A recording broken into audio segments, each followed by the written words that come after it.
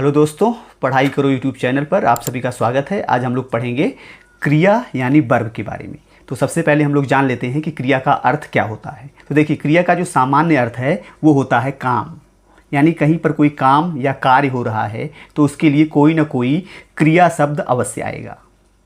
अब इसकी परिभाषा क्या होगी? तो क्रिया की परिभाषा हम लोग देख लेते हैं कि जिन शब्दों से किसी कार्य के करने या होने का बोध होता है उन्हें क्रिया कहते हैं।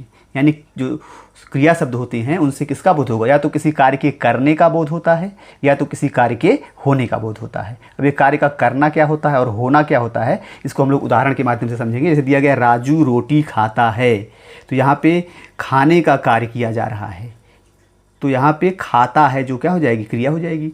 इसी प्रकार से दिया गया वह पढ़ता है, तो यहाँ पे पढ़ने का कार्य किया जा रहा है, तो जो पढ़ता है वो क्या हो जाएगी? क्रिया हो जाएगी। तो यहाँ पे कार्य किया जा रहा है। लेकिन इस उदाहरण को अगर हम लोग देखें कि नरेंद्र मोदी भारत के प्रधानमंत्री हैं, तो यहाँ पे अगर आप देखें तो स्पष्ट रूप से कोई कार्य हो रहा है, ऐसा हमें कोई सूचना नहीं मिल रही कोई कार्य हो रहा हो। यहाँ पे कहा गया कि नरेंद्र मोदी भारत के प्रधानमंत्री हैं, यानी यहाँ पे कार्य के करने का बोध नहीं हो रहा है बल्कि कार्य के होने का बोध हो रहा है। इसी प्रकार से हम कह सकते हैं कि रोहित शर्मा भारतीय क्रिकेट टीम के कप्तान हैं, तो इसमें भी किसी कार्य के करने की सूचना हमें नहीं मिलती है बल्कि यहाँ पे कार्य के होने का बोध होता है।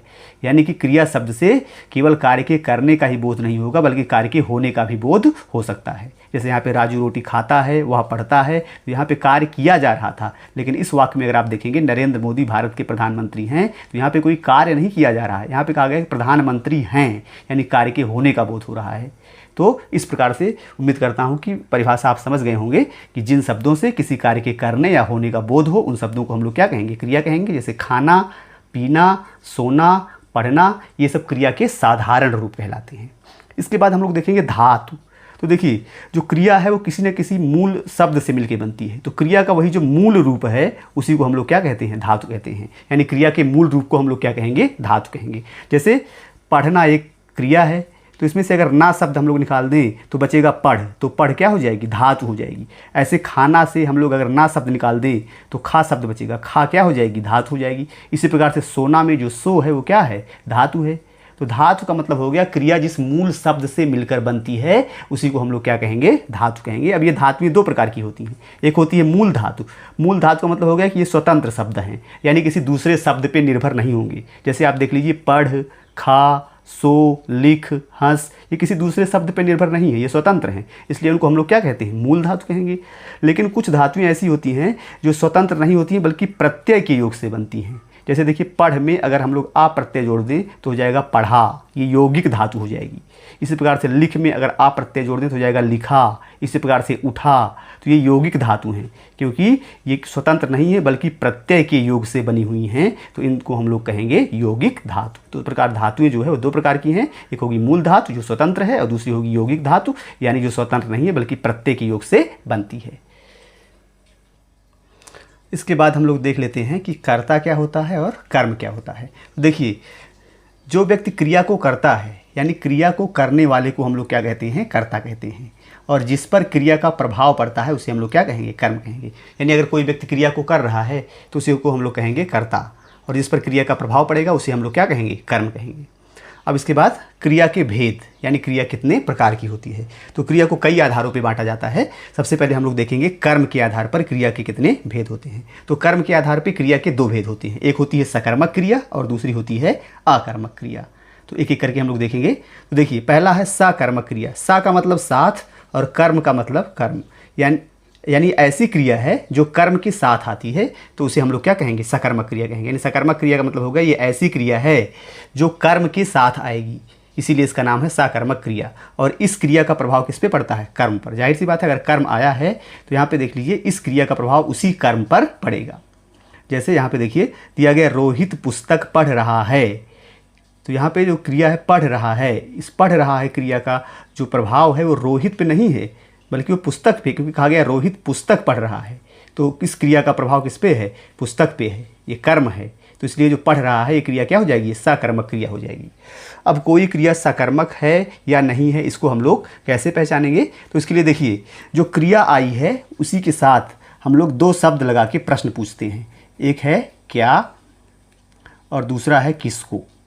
तो क्रिया के साथ क्या और किसको, ये दो शब्द लगा के अगर आप प्रश्न पूछते हैं और अगर आपको कोई उत्तर मिलता है तो समझ लीजिएगा कि वो क्रिया सकर्मक है। जैसे यहाँ पे देखिए दिया गया रोहित पुस्तक पढ़ रहा है, तो यहाँ पे क्रिया पढ़ रहा है। अगर हम लोग पूछे क्या पढ़ रहा है तो उत्तर क्या आएगा, पुस्तक। तो क्या लगा के प्रश्न आपने पूछा और उत्तर आ गया पुस्तक, तो पुस्तक कर्म हो जाएगा, यानी सकर्मक क्रिया हो जाएगी। ऐसे यहाँ दिया गया जया भाई को पीट रही है। अगर हम यहाँ पूछेंगे कि जया भाई को पीट रही है, यहाँ पे हम पूछें कि क्या पीट रही है तो कोई उत्तर नहीं आएगा। लेकिन अगर हम लोग पूछे किसको पीट रही है तो उत्तर आएगा भाई, यानी भाई को पीट रही है, तो भाई कर्म हो जाएगा। यानी क्रिया के साथ यहाँ पे क्या आया है, कर्म आया है, तो ये भी क्या हो जाएगी, ये क्रिया जो हो जाएगी पीट रही है, कैसी क्रिया हो जाएगी, सकर्मक क्रिया हो जाएगी। यानी सकर्मक क्रिया का मतलब हो जाएगा कि इसमें क्रिया के साथ साथ कोई ना कोई कर्म अवश्य आएगा।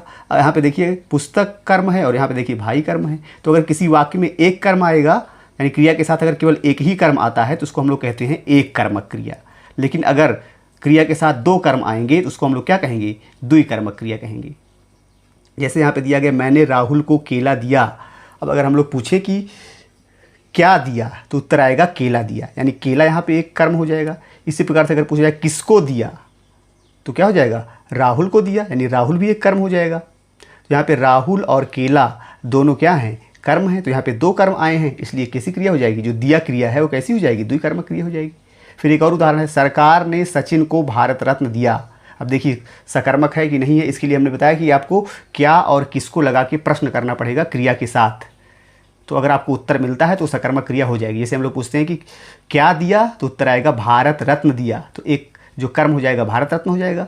और फिर अगर पूछा जाए किसको दिया, किसको लगा के प्रश्न पूछेंगे तो उत्तर क्या आएगा, सचिन को दिया, तो सचिन भी क्या हो जाएगा, कर्म हो जाएगा। तो यहाँ पे भी देखिए इस क्रिया के साथ दो कर्म आए हैं, तो यहाँ पे जो क्रिया हो जाएगी क्या हो जाएगी, द्विकर्मक क्रिया हो जाएगी।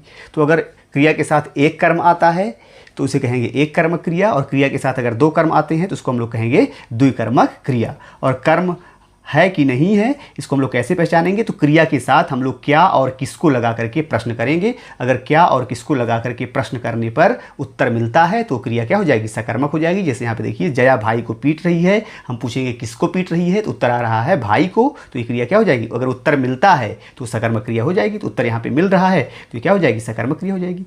अगर उत्तर नहीं मिलता तो सकर्मक क्रिया ना होती, वो क्या हो जाती, आकर्मक क्रिया हो जाती। तो आकर्मक का मतलब, आ का मतलब है नहीं और कर्म का मतलब हो गया कर्म।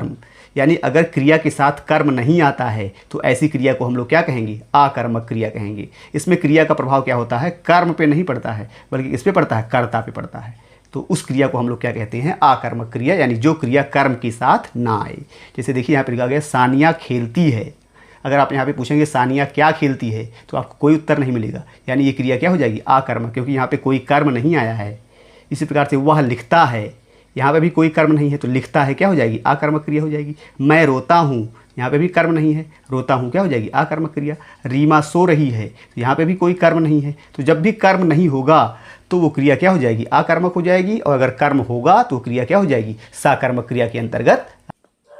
इसके बाद हम लोग देख लेते हैं रचना या व्युत्पत्ति के आधार पर क्रिया के कितने भेद होते हैं। तो रचना या व्युत्पत्ति के आधार पर क्रिया को दो भागों में बांटते हैं, एक है रूढ़ क्रिया या मूल क्रिया। तो देखिए मूल धातु से जो क्रिया बनेगी उसको हम लोग क्या कहेंगे, रूढ़ क्रिया या मूल क्रिया। मूल धातु क्या होती है, जैसे खा, खा क्या है, एक मूल क्रिया। तो खा से बन गया है खाना, पी से बन गया है पीना, पढ़ से बन गया है पढ़ना, लिख से बन गया है लिखना। तो मूल धातु से बनी क्रिया को हम लोग क्या कहेंगे, मूल क्रिया कहते हैं।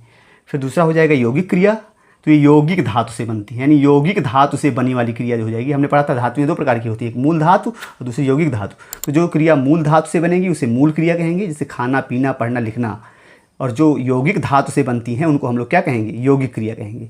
और यौगिक क्रिया कई प्रकार की होती है, जैसे प्रेरणार्थक, संयुक्त, अनुकरणात्मक और नाम धातु। अब ये क्रियाएं क्या हैं, क्योंकि इन पे प्रश्न पूछे जाते हैं तो हम लोग इनको भी देख लेते हैं। जैसे पहली है हमारी प्रेरणार्थक क्रिया। तो देखो यहाँ पे एक शब्द आया प्रेरणा। तो अगर जो कार्य करने वाला यानी जो कर्ता है, कर्ता वो स्वयं जो है कोई कार्य नहीं कर रहा है बल्कि किसी दूसरे से करवा रहा है या उसे करने के लिए प्रेरित कर रहा है, तो उसको हम लोग कहते हैं प्रेरणार्थक क्रिया। यानी इसमें कर्ता स्वयं कोई कार्य नहीं करता है बल्कि वो किसी से करवाता है या उसे कार्य को करने के लिए प्रेरित करता है, इसीलिए इसको कहा गया प्रेरणार्थक क्रिया। जैसे आप उदाहरण देखिए, अध्यापक बच्चों से पाठ पढ़वाते हैं। तो यहाँ अध्यापक खुद पाठ नहीं पढ़ा रहे हैं बल्कि बच्चों से पाठ पढ़वा रहे हैं। तो यहाँ पे जो पढ़वाते हैं आया है ये हो जाएगा प्रेरणार्थक क्रिया, क्योंकि यहाँ पे अध्यापक खुद नहीं पढ़ा रहे हैं बल्कि बच्चों को पढ़ने के लिए प्रेरित कर रहे हैं। इसलिए प्रेरणार्थक क्रिया हो जाएगा। वैसे वह मम्मी से मैगी बनवाता है, तो वह जो है खुद मैगी नहीं बना रहा है बल्कि मम्मी से बनवा रहा है, यानी मम्मी से कार्य करवा रहा है। जो करता है वो दूसरे से कार्य करवा रहा है, इसलिए यहाँ पे जो बनवाता है हो जाएगा वो क्या हो जाएगा, प्रेरणार्थक क्रिया हो जाएगा, क्योंकि यहाँ पे जो करता है कोई दूसरे से कार्य करवा रहा है। तो ऐसी क्रिया को हम लोग क्या कहते हैं, प्रेरणार्थक क्रिया कहते हैं। अब प्रेरणार्थक क्रिया दो प्रत्यय लगाकर बनती है, एक है आना और दूसरा है वाना। जैसे यहाँ पे देखिए, पढ़ना से अगर प्रेरणार्थक क्रिया बनाना तो क्या हो जाएगा, आना प्रत्यय लगाएंगे तो पढ़ाना हो जाएगा, और वाना प्रत्यय लगाएंगे तो क्या हो जाएगा, पढ़वाना। इसी प्रकार करना से क्या हो जाएगा, कराना, करवाना। आना जुड़ गया है तो कराना, और वाना जुड़ गया तो करवाना। इसी प्रकार सोना से क्या हो जाएगा, सुलाना, सुलवाना। तो आना प्रत्यय जोड़ने पे जो क्रिया बनती है उसको कहते हैं प्रथम प्रेरणार्थक क्रिया, ये प्रथम प्रेरणार्थक क्रिया है।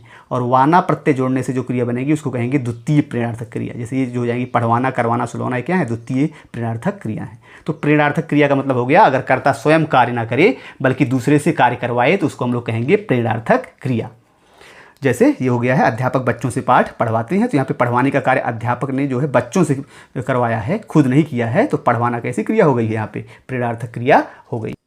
अब इसके बाद अगला है संयुक्त क्रिया। तो संयुक्त का मतलब क्या हो गया, ये क्रिया दो क्रियाओं के योग से बनती है, यानी अगर दो क्रियाएं जुड़ जाएं, संयुक्त का मतलब जुड़ना, यहाँ पे दो क्रियाएं अगर जुड़ जाएं तो उनके जुड़ने से जो क्रिया बनेगी उसी को हम लोग क्या कहेंगे, संयुक्त क्रिया कहते हैं। जैसे देखिए खा लेना, तो यहाँ पे दो क्रियाएं हैं, खाना और लेना, तो खा लेना संयुक्त क्रिया है। इसी प्रकार से उठ जाना, तो उठना भी क्रिया है, जाना भी क्रिया है, उठ जाना क्या हो जाएगी, फिर दोनों मिलने से बना है इसलिए संयुक्त क्रिया हो जाएगी। ऐसे चला जाना, चलना भी क्रिया है, जाना भी क्रिया है, तो दोनों के मिलने से बनी है क्रिया चला जाना, इसलिए चला जाना कैसी क्रिया हो जाएगी, संयुक्त क्रिया हो जाएगी। अब यहाँ पे देख लीजिए, मैंने खाना खा लिया, तो खा लिया क्या हो जाएगी, संयुक्त क्रिया, क्योंकि दो क्रियाओं खाना और लेना दोनों से मिल के बनी है, इसलिए इसको क्या कहेंगे, संयुक्त क्रिया। बच्चे स्कूल चले गए, तो यहाँ पे देखिए चला और जाना दो क्रियाओं से मिलकर बनी है, तो ये क्रिया कैसी हो जाएगी, संयुक्त क्रिया हो जाएगी। तो संयुक्त क्रिया का मतलब दो क्रियाओं के जुड़ने से जो क्रिया बनेगी उसी को हम लोग क्या कहते हैं, संयुक्त क्रिया कहते हैं। फिर हो जाएगी अनुकरणात्मक क्रिया। देखिए अनुकरणात्मक क्रिया क्या है, ध्वनि के अनुकरण से बनने वाली क्रिया है ये, यानी ध्वनि मतलब आवाज़, तो आवाज़ के अनुकरण से अगर कोई क्रिया बन रही है तो उसी को हम लोग क्या कहेंगे, अनुकरणात्मक क्रिया। जैसे कुत्ते भौंकते हैं, तो भौंकने की आवाज़ को हम लोग क्या कहेंगे, भौंकना। इसी प्रकार से शेर दहाड़ता है तो क्या हो जाएगा, दहाड़ना। बकरी मिमियाती है तो क्या हो जाएगा, मिमियाना। इसी प्रकार से बादल गरजते हैं तो गरजना। भिन भिनाना, धक धक करना, खन खन करना। तो ये अनुकरणात्मक क्रिया का मतलब हो गया ध्वनि के अनुकरण से बनेगी, यानी ये क्रिया क्या है, ध्वनि सूचक क्रिया है। तो कोई अगर ध्वनि है उसके लिए जो क्रिया यूज होती है उसी को हम लोग क्या कहते हैं, अनुकरणात्मक क्रिया कहते हैं। जैसे हो जाएगा भौंकना, दहाड़ना, मिमियाना, ये सब ध्वनियाँ हैं, तो ध्वनियों के अनुकरण से बनी है, इसलिए उसको हम लोग क्या कहेंगे, अनुकरणात्मक क्रिया कहेंगे। और फिर देख लेते हैं नाम धातु क्रिया क्या है। तो देखिए नाम का मतलब क्या होता है, या तो संज्ञा होगा या तो सर्वनाम होगा। संज्ञा के स्थान पे जो आएगा वो क्या हो जाएगा, सर्वनाम हो जाएगा। तो नाम धातु क्रिया का मतलब क्या हो जाएगा, संज्ञा, सर्वनाम या फिर विशेषण से अगर कोई क्रिया बन रही है तो उसी क्रिया को हम लोग क्या कहते हैं, नाम धातु क्रिया कहते हैं। यानी नाम धातु क्रिया या तो संज्ञा से बनेगी, जैसे देखिए हाथ और पानी संज्ञा है, तो हाथ से कौन सी क्रिया बनी है, हथियाना, और पानी से कौन सी बनी है, पानी खोलना, तो ये संज्ञा से भी बन जाएगी।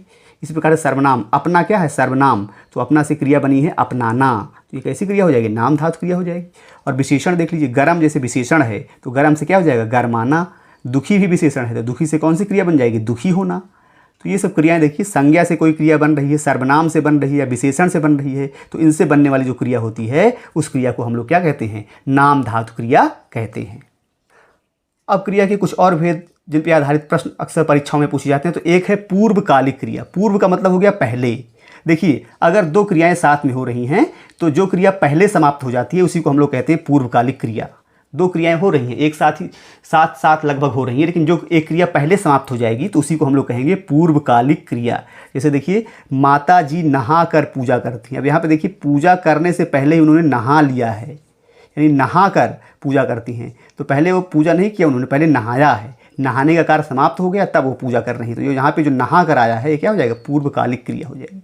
इसी प्रकार से श्रेया भोजन करके पढ़ती है, यानी पहले वो पढ़ती नहीं, पहले भोजन करती है, भोजन करने का कार्य उसने समाप्त कर लिया है, उसके बाद पढ़ रही है, तो पढ़ने से पहले जो क्रिया हुई है भोजन करने की क्रिया वो क्या हो जाएगी, पूर्वकालिक क्रिया। यानी जो अगर दो क्रियाएं हैं तो जो पहली क्रिया है जो कि समाप्त हो चुकी है उस क्रिया को हम लोग क्या कहेंगे, पूर्वकालिक क्रिया। जैसे यहाँ पे पूजा करने से पहले ही नहाने का कार्य पूरा हो गया है, तो यहाँ पे नहा कर जो शब्द आया, यहाँ पे जो नहा कर जो क्रिया आई है वो क्या हो जाएगी, पूर्वकालिक क्रिया हो जाएगी।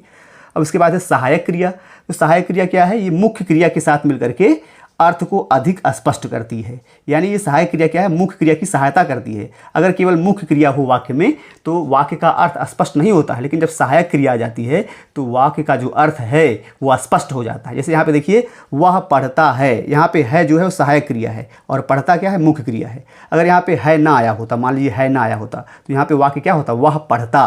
अब इससे हमें नहीं पता चल रहा कि वह पढ़ता होगा कि वह पढ़ रहा है, यानी इससे वाक्य का अर्थ स्पष्ट नहीं हो रहा। लेकिन अगर वह हो जाएगा वह पढ़ता है, तो इससे वाक्य पूरा स्पष्ट हो जा रहा है कि वर्तमान काल में वो पढ़ता है।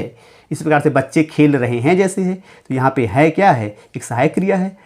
अगर ये है ना आए, बच्चे खेल रहे, इससे भी वाक्य का पूरा अर्थ जो है हमें नहीं मिल पाता है। तो सहायक क्रिया क्या करती है, सहायक क्रिया जो है वो मुख्य क्रिया के साथ मिल करके अर्थ को स्पष्ट करती है। जैसे यहाँ पे राजू रो रहा था, तो था क्या हो जाएगी, सहायक क्रिया हो जाएगी। तो सहायक क्रिया एक तरह से मुख्य क्रिया की सहायता करती है, जिससे वाक्य का अर्थ क्या हो जाए, स्पष्ट हो जाए। जैसे है, हैं, था, ये सब क्या है, सहायक क्रिया हैं।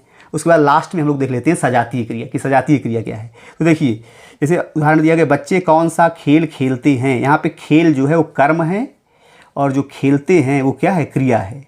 तो अगर कर्म और क्रिया दोनों एक ही मूल धातु से बने हों तो उसको हम लोग सजातीय क्रिया कहते हैं। जैसे यहाँ पे खेल, ये भी खेल शब्द से बना, खेल धातु से बना है, और खेलते भी खेल धातु से बना है। तो कर्म और क्रिया दोनों एक ही धातु से बने हैं, तो उसको हम लोग क्या कहेंगे, सजातीय क्रिया कहेंगे। यानी बच्चे कौन सा खेल खेलते हैं, इसमें खेल खेलते हैं में कौन सी क्रिया हो जाएगी, सजातीय क्रिया।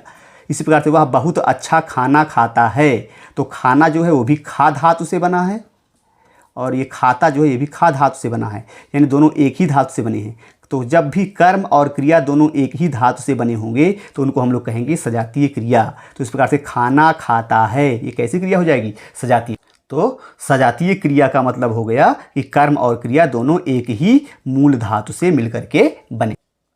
अंत में हम लोग देख लेते हैं क्रिया पे आधारित कुछ प्रश्न, जिससे हमें ये पता चल जाए कि जो परीक्षाओं में प्रश्न पूछे जाते हैं क्रिया से वो किस प्रकार के होते हैं। ये परीक्षाओं में पूछे गए प्रश्न हैं। जैसे यहाँ पे एक क्वेश्चन दिया गया, प्रेरणार्थक क्रिया क्या है, गिरना, बोलना, सुनाना, कहना। तो हमने देखा था कि जो प्रेरणार्थक क्रिया होती है उसमें आना और वाना प्रत्यय जुड़ता है। देखिए सुनाना में कौन सा प्रत्यय है, आना प्रत्यय है। इसका जो उत्तर हो जाएगा वो क्या हो जाएगा, सुनाना हो जाएगा। क्रिया के मूल रूप को क्या कहते हैं, हमने पढ़ा अभी, क्रिया के मूल रूप को क्या कहा जाता है, धातु कहा जाता है। निम्नलिखित में से कौन सी अनुकरणात्मक क्रिया नहीं है, हमने पढ़ा था कि अनुकरणात्मक मतलब ध्वनि सूचक शब्द हो जाएंगे। तो यहाँ पे देखिए, मिमियाना, भौंकना, फड़फड़ाना सब ध्वनि सूचक है, लेकिन घबराना जो है ये अनुकरणात्मक क्रिया नहीं होगी, क्योंकि इसमें कोई ध्वनि नहीं है। निम्न किस वाक्य में आकर्मक क्रिया है, आकर्मक मतलब उसमें कर्म ना आया हो। जैसे यहाँ पे देखिए, पत्र कर्म है, आम कर्म है, क्रिकेट यहाँ पे कर्म है, लेकिन बच्चे दौड़ते हैं, इसमें कोई कर्म नहीं है। तो यहाँ पे जो दौड़ते हैं वो कैसी क्रिया हो जाएगी, आकर्मक क्रिया हो जाएगी। किस वाक्य में साकर्मक क्रिया, साकर्मक मतलब इसमें कर्म आया हो। तो इनको अगर आप देखें इन ऑप्शन को, तो इसमें देखिए आप, चाय यहाँ पे क्या है, कर्म है, तो इसमें जो है कर्म आया है, तो ये जो पीते हैं क्या हो जाएगी, ये साकर्मक क्रिया हो जाएगी। तो इस प्रकार से आज हमने देखा क्रिया क्या होती है, उसके भेद क्या होते हैं और किस प्रकार से उससे जो आधारित प्रश्न है वो पूछे जाते हैं। वीडियो आपको कैसा लगा आप कमेंट सेक्शन में कमेंट करके अवश्य बताएं। साथ ही आप वीडियो को लाइक करें, शेयर करें और चैनल को सब्सक्राइब अवश्य करें। धन्यवाद।